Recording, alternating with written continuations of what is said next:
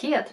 And I'm in front of the camera again. So today I'm going to redraw a piece of art the YouTuber MORIAH Elizabeth created. You might know her, she has about 5 subscribers. I'm already afraid of the comments.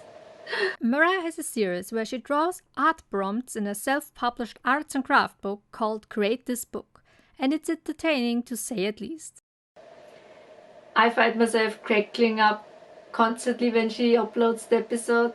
It's a long-running series, and in one of the episodes she created these human-themed foods or food-themed humans.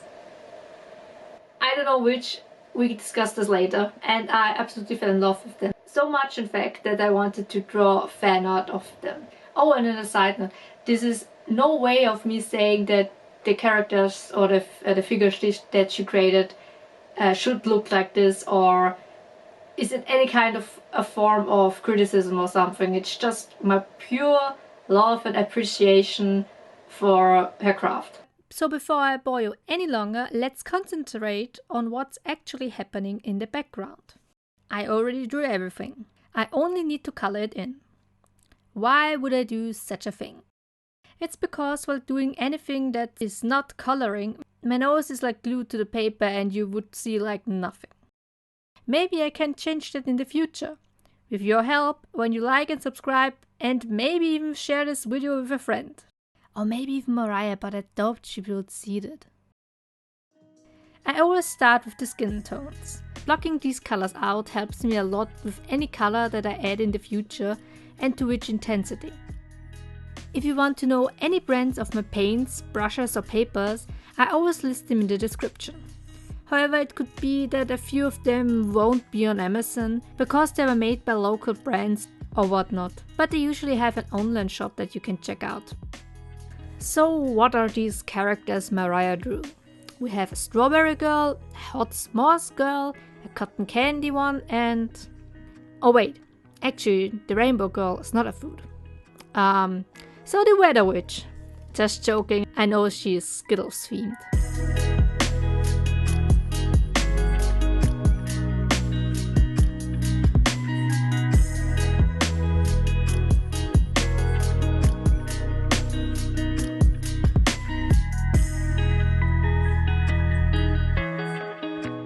So what did me drive to redraw these girls in like this pompous way? Well, I thought that they would look great in a 19th century fairy tale book, so 1 month of work.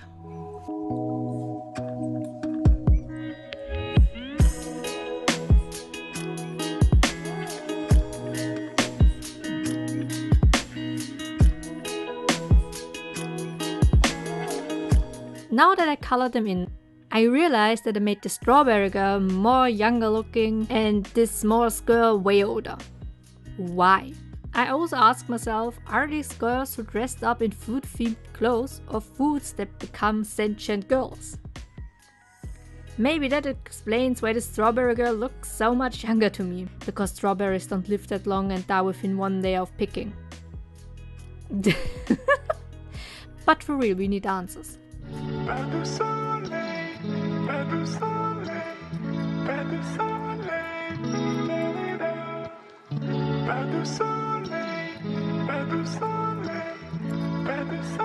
Any dark watercolor needs several layers to really shine. These 2 took about 10 each.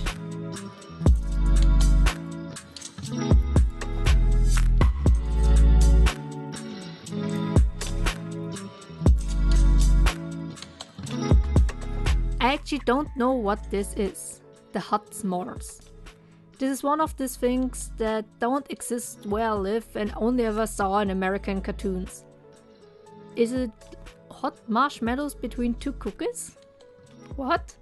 What is this? It looks like one of these foods you only eat at campfires when your parents aren't around to tell you how bad they are for your teeth.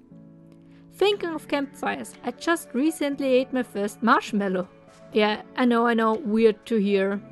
And I actually only put them on a metal stick and held it over the grill. So no campfire. Oh well. So that's how America tastes.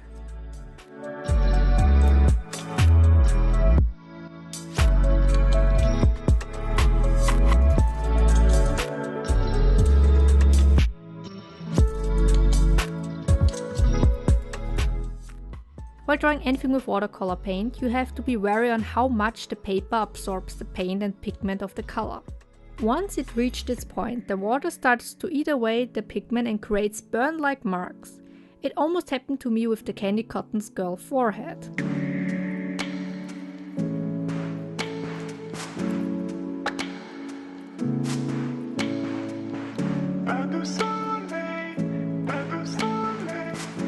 To make sharper shadows like these, I use water and more pigment on the brush. Just dip it right into the paint.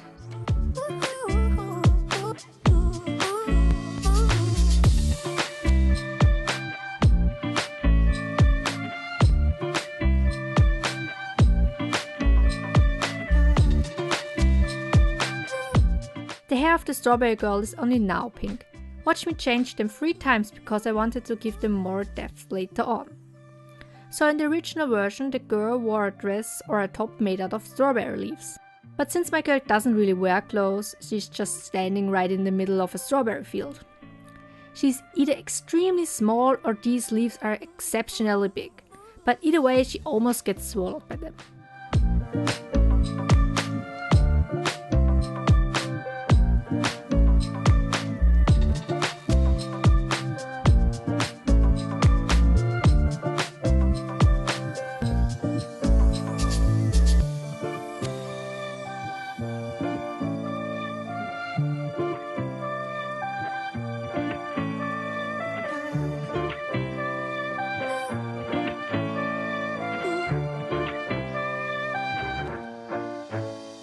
The rainbow girl, I mean the Skittles girl, there, were actually quite difficult to shade. I was not happy with the intensity of each color, so I went over with a towel and took some pigment off. Her hair, especially the yellow, screamed way too much and just didn't harmonize in the overall painting. Besides my rambling, don't you think that rainbow and black background almost looks like pseudo-holographic? I really like this.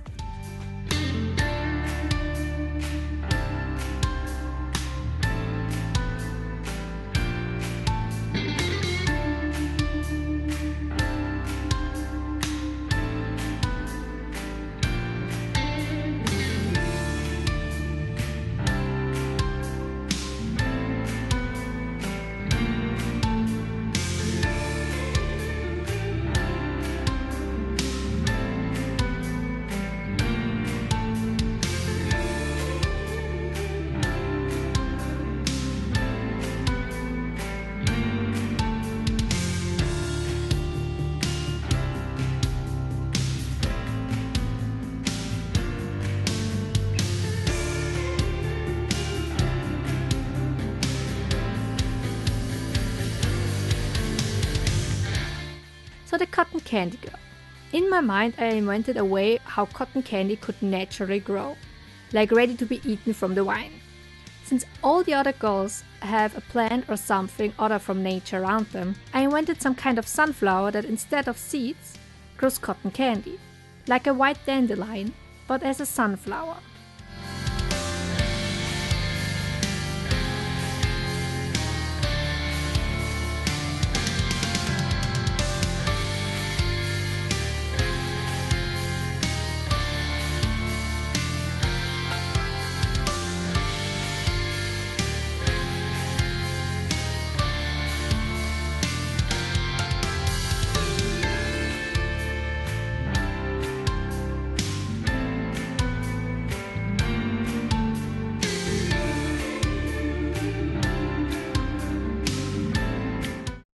I did 1 or 2 things off camera because all you could see would be my hair. So I kinda did it in front of the camera, but also kinda not.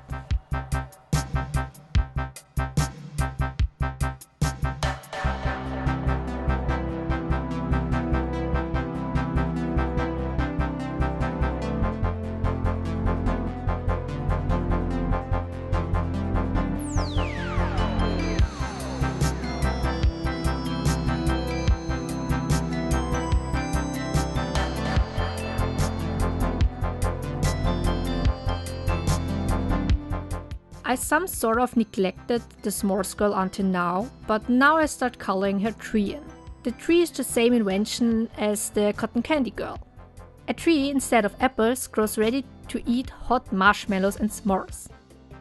Nobody will care about this, but it bothers me that I drew her hair too dark. In the OG version, her hair is white like a marshmallow, but I got carried away cross-hatching her hair. It will only bother me.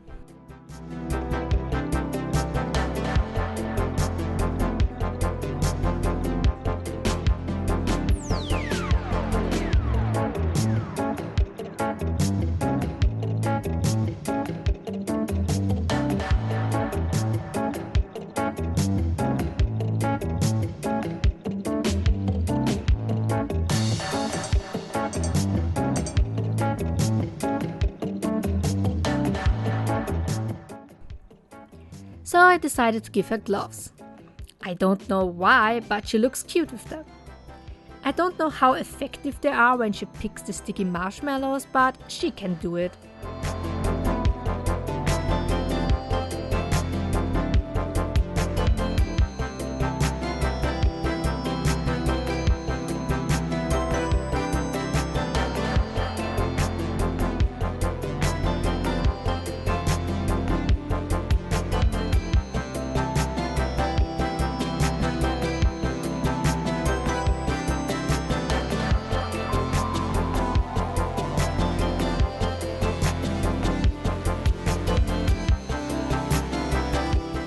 The lightning changed, so you know that I work after midnight again.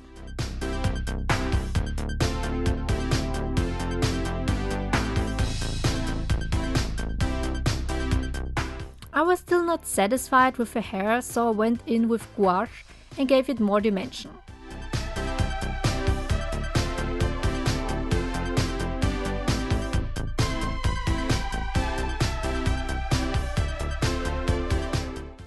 And also some strawberry lips for the strawberry girl.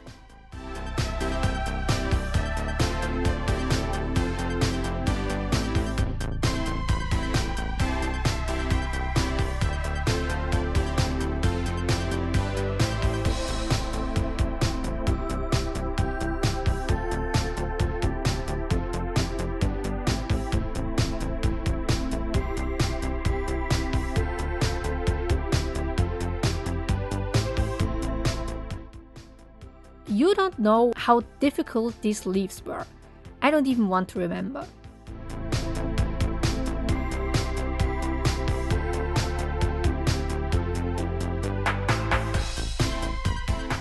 Oh yeah, the rainbow on her head. I couldn't draw a full one because it would have been just too much going on over there. So she got some fancy stripes. We're on the last steps. I gave the frame a simple grey color, corrected some mistakes with jelly pens, and added even more dots to make it look dewy or if fireflies fly around.